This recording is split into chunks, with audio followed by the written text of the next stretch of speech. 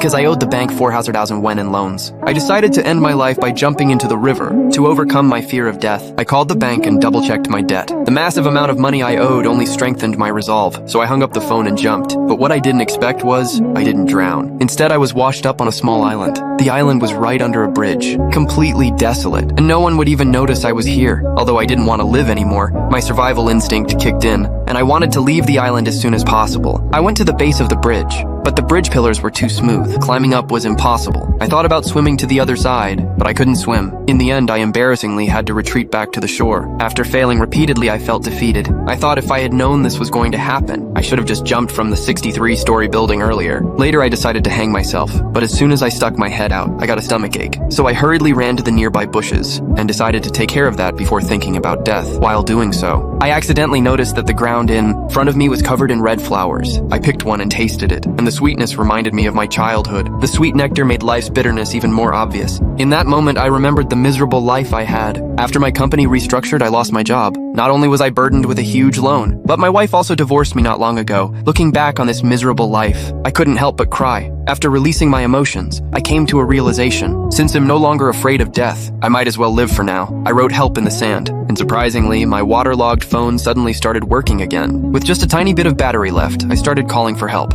I told the police I was stranded on a deserted island in the city center, but they thought I was pranking them. Then I called my ex-wife, but all she said was don't contact me again. Before hanging up the phone, the cold reality hit me hard. Even if I made it back to the city, my life wouldn't be any better. Since my old life was a dark abyss, why not leave it all behind and live on this deserted island? So I changed help to hello on the beach, then went into the woods to eat some wild mushrooms to fill my stomach. I tried to start a fire like those survival shows, but after rubbing my hands raw, the dry grass still wouldn't catch fire. I started to get more and more frustrated, so I just stopped and lit a cigarette, hoping it would calm my mind.